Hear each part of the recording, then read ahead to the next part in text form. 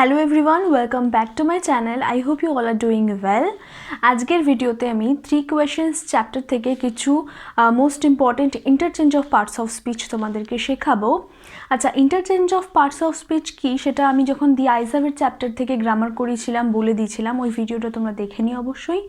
আর আমি বলে দিচ্ছি একটুখানি যে প্রত্যেকটা ওয়ার্ড আমরা যে ওয়ার্ডগুলো দেখি সেগুলো প্রত্যেকটা কোনো না কোনো পার্টস অফ স্পিচের অন্তর্গত, ঠিক আছে? প্রত্যেকটা ওয়ার্ড, যেমন সেটা প্রিপোজিশন আমরা দেখি, নাউন দেখি, ভার্ব দেখি, অ্যাডজেক্টিভ, তাই তো 8 রকমের পার্টস অফ স্পিচ আছে আমরা জানি। আর যদি তোমরা না জেনে থাকো, এটা তোমাদের কাজ হলো তোমরা গিয়ে নিজেরা দেখো, ঠিক আছে? গুগলে সার্চ করো বা যেখান থেকে হোক তোমরা দেখো কটা পার্টস অফ স্পিচ হয়। আজকে আমরা যে পার্টস অফ স্পিচ নিয়ে কথা বলবো সেটা হচ্ছে যে কোনো একটা বেস ওয়ার্ড ধরো, সেটার 4 রকমের ফর্ম হয়, যেমন কি নাউন ফর্ম হয়, ভার্ব ফর্ম হয়, অ্যাডজেক্টিভ ফর্ম আর অ্যাডভার্ব ফর্ম, ঠিক আছে? এই 4টে বিশেষ ফর্মের মধ্যেই শুধুমাত্র ইন্টারচেঞ্জ হয়। আর বাকিগুলো যেমন প্রোনাউন বলো বা ধরো কনজাংশন, ইন্টারজেকশন এটসেট্রা, এগুলোর কোনো রকম চেঞ্জ হয় না, ঠিক আছে? এবার ধরো একটা ওয়ার্ড নিলাম, সাপোজ ইন্টেনশন। ইন্টেনশন ওয়ার্ডটাতে ION আছে, আমরা জানি এই ওয়ার্ডটা হলো নাউন ফর্ম। এবার ধরো বলা হলো ইন্টেনশনের ভার্ব ফর্ম কি, তোমরা জানি ইন্টেনশনের ভার্ব ফর্ম ইন্টেন্ড, আর এটার অ্যাডজেক্টিভ ফর্ম ইন্টেনশনাল, আর অ্যাডভার্ব ফর্ম হচ্ছে ইন্টেনশনালি। তো এইরকমভাবে আমরা পার্টস অফ স্পিচটাকে জেনে নেব। আর এত কিছু এখন তো এখানে শেখানো যাবে না, আমি শর্টে বলে দিলাম, তোমরা ওই ভিডিওটা দেখে নিও। আর আজকে চলো ডাইরেক্ট আমরা এই চ্যাপ্টার থেকে গ্রামারগুলো শিখে নিই।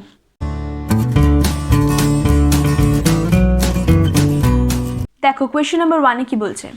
কোয়েশ্চেন নাম্বার 1-এ বলছে he would never fail in anything he might undertake. অর্থাৎ এই সেন্টেন্সটা আমরা জানি এটা 3 কোয়েশ্চেন্সের লাইন, ঠিক আছে? এখানে ফেলটাকে বলা হয়েছে ইউজ ফেলিয়ার। আচ্ছা, ফেলটা কি হিসাবে আছে এখানে? ভার্ব হিসাবে, তাই তো? মডেল ভার্বের পরে ফেলটা বসছে মেন ভার্ব হিসাবে, আর ফেল থেকে ফেলিওর বলছে ইউজ ফেলিয়ার, মানে ফেলিওরটা হচ্ছে নাউন ফর্ম। এবার ফেলিয়ার আমরা একটা ব্যক্তি বিশেষকে বলতে পারি, বা ফেলিয়ার কিন্তু নাউন তো অবশ্যই, একটা ব্যক্তিকেও সে ফেলিয়ার বোঝাচ্ছে, যেমন হি ওয়াজ আ ফেলিয়ার বা হি ইজ আ ফেলিয়ার, এরকম আমরা বলে থাকি, অর্থাৎ ব্যক্তি বিশেষকে বোঝাচ্ছে। আর আমরা এটাকে একটা অ্যাবস্ট্রাক্ট নাউন হিসেবেও দেখতে পারি, যেমন he has never faced failure in his life, এরকম বললাম একটা অ্যাবস্ট্রাক্ট নাউন হিসেবে। তো এক্ষেত্রে আমরা এটাকে ব্যক্তি বিশেষের পাশে লাগাবো, কিভাবে হবে তাহলে দেখো আনসারটা। হি উডটাকে রাখবো, হি উড নেভার বি লিখবো, হি উড নেভার বি। যখনই বি লিখে ফেলছি তখনই এবার নাউনটা বসে যাবে। He would never be a failure লিখতে পারি, he would never be a failure in anything he might undertake। বোঝা গেল তাহলে? he would never be a failure in anything he might undertake। আর যদি তোমরা এটাকে as an abstract noun use করতে চাও তাহলে লিখবে he would never face failure in anything he might undertake। মনে থাকবে? তাহলে তোমরা এটাকে লিখবে he would never face লিখে face failure, ঠিক আছে? এটা গেল কোয়েশ্চেন নাম্বার 1। এবার আমরা দেখে নিচ্ছি কোয়েশ্চেন নাম্বার 2-তে কি বলছে।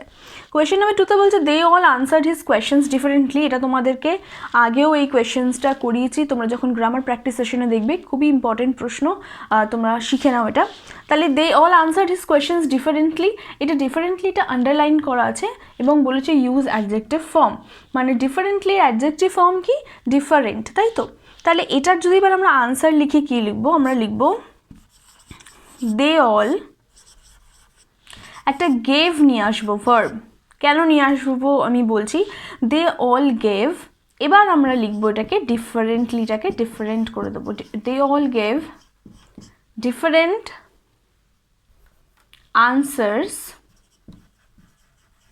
answers to his questions, ঠিক আছে? আচ্ছা, যেহেতু এখানে আনসারটা ভার্ব হিসেবে ছিল, কিন্তু আমরা যেহেতু ডিফারেন্টলিটাকে ডিফারেন্ট করলাম অ্যাডজেক্টিভ, আমরা জানি অ্যাডজেক্টিভটাকে নাউনের আগে বসাতে হবে, তাই তো? তাই আনসারটাকে আমরা এখানে নাউন ফর্ম হিসেবে বসিয়ে দিলাম। তাই এই জায়গাতে গ্যাপ থেকে গেল, সেই এই গ্যাপটাকে পূরণ করার জন্য আমরা গেভ ভার্বটাকে আনলাম। ঠিক আছে, এবার আমরা দেখে নিচ্ছি কোয়েশ্চেন নাম্বার 3। কোয়েশ্চেন নাম্বার 3তে বলছে one should always attend to all. One should always attend to all. Attend কি এখানে ভার্ব ফর্ম, এখানে বলছে ইউজ নাউন ফর্ম, মানে অ্যাটেন্ডের নাউন ফর্ম কি হবে অ্যাটেনশন। তাহলে অ্যাটেনশন দিয়ে আমাদের সেন্টেন্সটাকে ফর্ম করতে হবে, ঠিক আছে। এবং আমরা যখন ফর্ম করব শুধুমাত্র অ্যাটেন্ডের জায়গায় অ্যাটেনশনটা লিখে দিলে কিন্তু হবে না, সেন্টেন্সের অন্য জায়গাগুলোতেও কিছু কিছু পরিবর্তন আসবে, সেটা দেখে নিচ্ছে, ঠিক আছে। তাহলে হয়ে যাচ্ছে কি ওয়ান শুড অলওয়েজ, অ্যাটেন্ডকে যদি আমরা অ্যাটেনশন করে দিই তাহলে এই ভার্বের জায়গাটা গ্যাপ থেকে যাচ্ছে, তো সেই জায়গায় আমরা আনবো pay. One should always pay attention to all. তাহলে এটা গেল answer, one should always pay attention to all. এখানে হচ্ছে আমরা অ্যাটেনশনের নাউন ফর্ম লিখলাম। এবার আমরা দেখে নিচ্ছি কোয়েশ্চেন নাম্বার 4। কোয়েশ্চেন নাম্বার 4-এ বলছে it was impossible for one man to decide correctly the right time for every action. আর এখানে বলা হয়েছে ইউজ অ্যাডজেক্টিভ ফর্ম, তো কিসের অ্যাডজেক্টিভ ফর্ম কারেক্টলি। কারেক্টলিটা আছে অ্যাডভার্ব ফর্মে এবং এটার অ্যাডজেক্টিভ ফর্ম হলো কারেক্ট, তাই তো। এবার কারেক্ট দিয়ে আমরা সেন্টেন্সটা বানিয়ে দেখি। তাহলে it was impossible for one man, এতটা আমরা লিখব, ইট ওয়াজ impossible for one man to, এবার আমরা এখানে চেঞ্জেসটা আনবো। আচ্ছা এখানে ডিসাইড আছে, এখানে কারেক্টলি, তাহলে আমরা যদি কারেক্টটাকে অ্যাডজেক্টিভ হিসাবে রাখি তাহলে আমাদের কি আনতে হবে, আমরা এখানে একটা মেক বলে ভার্ব আনবো, two make correct decision. Correct, যখন কারেক্টলিটাকে কারেক্ট করলাম তাহলে ডিসাইডটাকেও আমাদের এখানে ডিসিশন হিসেবে আনতে হবে, কারণ আমরা জানি যে অ্যাডজেক্টিভ সবসময় কোনো না কোনো নাউনের আগে বসে, তাই তো। নাউনকে বোঝাচ্ছে যেটা ডিসিশনটা কীরকম, ডিসিশনটা কারেক্ট, তো তার জন্যে আমাদের ভার্বের কাজটা এখানে কে করছে মেক। তো ডিসাইডটা যদি ডিসিশন হয়ে যায় তাহলে ডিসাইডটা ভার্বের কাজটাতে কাউকে আনতে হবে, তাই জন্যে এখানে আমরা মেক আনলাম। তাহলে it was impossible for one man to make correct decision. এরপরে আরেকটু কিছু অ্যাড করতে হবে, ডিসিশন অ্যাবাউট কথাটা এখানে অ্যাড করতে হবে, about the right time for every action. এটা গেল আমাদের আনসার। এবার আমরা দেখে নিচ্ছি কোয়েশ্চেন নাম্বার 5-এ কী বলছে। 5-এ বলা হচ্ছে যে he decided to consult a hermit. আচ্ছা এক্ষেত্রে ডিসাইডেডটা কি ভার্ব হিসেবে আছে, তো আমরা জানি যে ডিসাইডের নাউন ফর্ম হলো ডিসিশন, তাই তো। আর ডিসিশন যখনই আমরা ডিসিশন দিয়ে যখনই সেন্টেন্স বানাবো তার আগে একটা মেক ভার্ব আমাদের আনতে হবে। তো দেখে নিচ্ছি সেন্টেন্সটা কীরকমভাবে হবে। He decided to consult a hermit, এটা হয়ে যাবে হি made the decision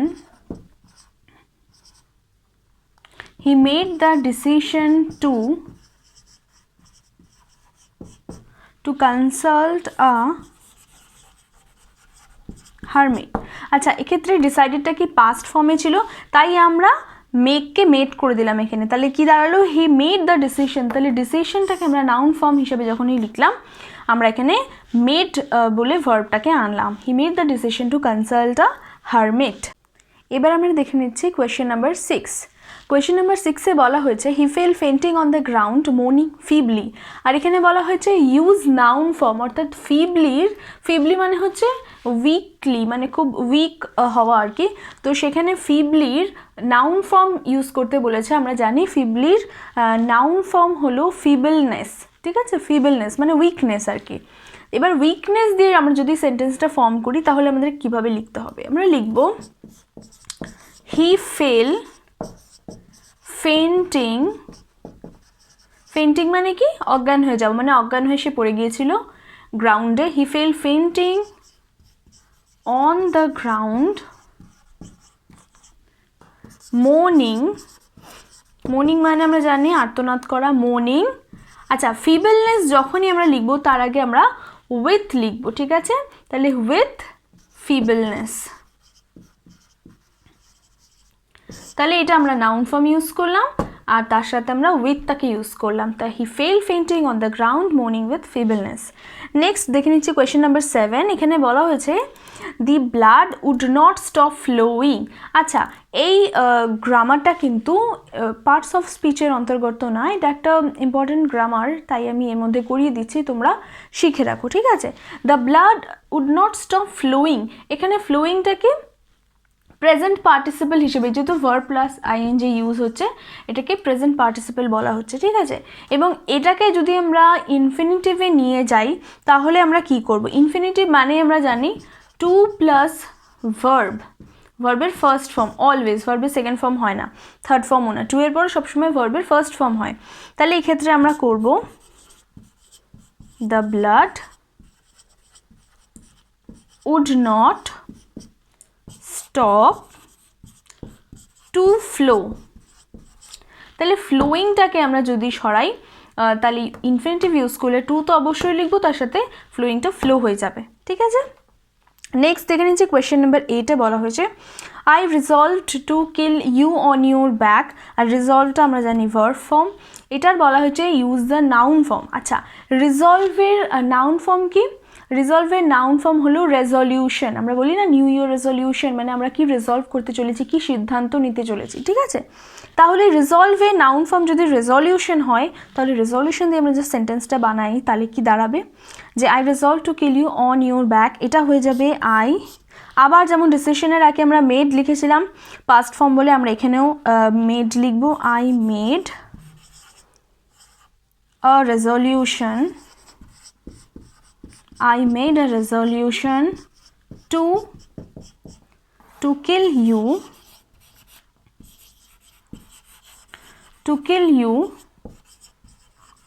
on your back। তাহলে আমরা এখানে রেজলিউশনটা নাউন ফর্ম হিসেবে লিখলাম, আর এখানে যেহেতু ভার্বটাকে নাউন হিসেবে আনলাম তাই এই ফাঁকা জায়গাতে আমরা মেডটাকে ভার্ব হিসেবে এনে এটা লিখলাম, I made a resolution to kill you on your back. এবার আমরা দেখে নিচ্ছি কোয়েশ্চেন নাম্বার 9-এ কী আছে। কোয়েশ্চেন নাম্বার 9-এ বলা হয়েছে I will serve you as your most faithful slave. আচ্ছা, এখানে সার্ভটা জানি আমরা ভার্ব হিসেবে আছে, তাই তো, মেইন ভার্ব হিসেবে, আর উইলটা এখানে অক্সিলিয়ারি ভার্ব। তো এই সার্ভটাকে, সার্ভের নাউন ফর্ম কি? ইউজ নাউন ফর্ম বলা হয়েছে, সার্ভের নাউন ফর্ম হলো সার্ভিস, তাই তো। তাহলে সার্ভিস দিয়ে আমাদেরকে সেন্টেন্সটাকে বানাতে হবে। আচ্ছা, এখানে দেখো কি বলছে, আই উইল সার্ভ ইউ, আমি তোমাকে সার্ভ করব as your most faithful slave. তাহলে এখানে ইউর মোস্ট ফেথফুল স্লেভটা কাকে বলা হয়েছে? আইকে বলা হয়েছে। তাহলে ফার্স্টে আমরা অ্যাজ থেকে স্লেভ অবধি এটাকে আমরা প্রথমে লিখে দেব অ্যাজ ইউর, তাহলে আর কোনো কনফিউশন তোমাদের থাকবে না। As your most faithful slave, ঠিক আছে, কোনো কনফিউশন থাকবে না আগে বসিয়ে দিলে। এবার আমরা কমা দিয়ে লিখতে পারি আই উইল, আচ্ছা সার্ভটাকে তো সার্ভিস করে দেব, তাহলে সার্ভের জায়গাটা ফাঁকা হয়ে যাচ্ছে, মানে ভার্বটা ফাঁকা হয়ে যাচ্ছে, তাহলে আমরা এখানে কি আনবো? এখানে আমরা আনবো প্রোভাইড। তাহলে as your most faithful slave I will provide you service, এটা হলো আনসার। এবার আমরা দেখে নিচ্ছি কোয়েশ্চেন নাম্বার 10-এ কি বলছে, the tsar promised to restore his property, ঠিক আছে। আর রিস্টোরটা এখানে ভার্ব হিসাবে আছে, তাই তো, রিস্টোরের নাউন ফর্ম দিয়ে আমাদের সেন্টেন্সটাকে লিখতে হবে। আচ্ছা, রেস্টোরের নাউন ফর্ম কি? তাহলে আমরা জানি রেস্টোরেশন, তাই তো। রেস্টোরেশন দিয়ে আমরা যদি লিখি সেন্টেন্সটা তাহলে দাঁড়াবে the tsar promised to make, আবার এখানে আমরা মেক আনবো, টু মেক রেস্টোরেশন মানে কি? উদ্ধার কার্য, তাই তো। তাহলে two make restoration of his, মানে অফটাকে আমরা নিয়ে আসলাম, রেস্টোরেশন লিখলাম তাই আমরা অফ আনলাম, অফ হিজ প্রপার্টি। তাহলে the tsar promise to make restoration of his property. এবার আমরা দেখে নিচ্ছি কোয়েশ্চেন নাম্বার 11। কোয়েশ্চেন নাম্বার 11-এ বলা হয়েছে you had pitied my weakness yesterday, আর এক্ষেত্রে পিটিড হচ্ছে ভার্ব। এখানে বলা হয়েছে ইউজ নাউন ফর্ম। আমরা জানি পিটির নাউন ফর্ম হচ্ছে, মানে পিটিডের এটা নাউন ফর্ম হয়ে যাবে PITY, পিটি, তাই তো? এবার পিটি দিয়ে আমরা যখনই সেন্টেন্সটাকে লিখবো এটা হয়ে যাবে ইউ হ্যাড, আচ্ছা পিটি দেখানো, দয়া দেখানো, তাহলে আমরা শো এর থার্ড ফর্ম লিখে দেবো শোন। তাহলে যেহেতু হ্যাড আছে তাই শোন করলাম, ইউ হ্যাড শোন পিটি। এবার নাউন ফর্মটা লিখলাম you had shown pity for my weakness. কিসের জন্য পিটি দেখাচ্ছে? ফর, তাই জন্য আমরা ফরটাকে বসালাম ফর মাই উইকনেস। ইয়েস্টারডেটা যেমন আছে আমরা লিখে দেব। তাহলে you had shown pity for my weakness yesterday. এবার আমরা দেখে নিচ্ছি আজকের last question, last grammar. Question number 12-এ বলা হয়েছে you would have repented of not having stayed with me, মানে যে তুমি আফসোস করতে আমার সাথে না থাকার, তাই তো? এটা হারমিট বলেছিল জারকে, তাই তো? আচ্ছা, রিপেন্ট করা মানে আফসোস করা।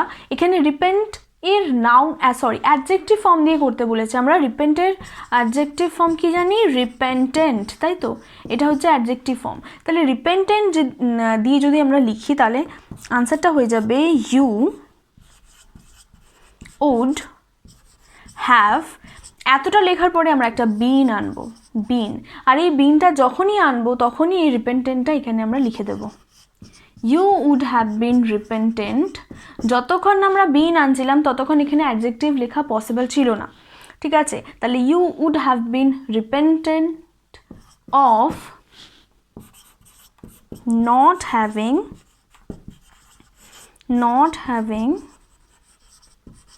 stayed with me।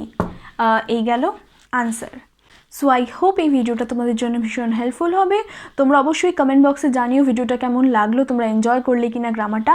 আর এই গ্রামারগুলো কিন্তু তোমরা শুধুমাত্র দেখো না, খাতাতে নোট করে রেখো এবং প্র্যাকটিস করো, ঠিক আছে? গ্রামারের সাথে সাথে কোয়েশ্চেন আনসারও প্র্যাকটিস করো, রিপোর্ট রাইটিং স্কিলগুলো প্র্যাকটিস করো। আর বন্ধুদের সাথে অবশ্যই ভিডিওটা শেয়ার করো, আর আমায় জানিও যে কেমন লাগলো, আর ভিডিওটা লাইক করে দিও যদি ভালো লেগে থাকে। And thank you for watching.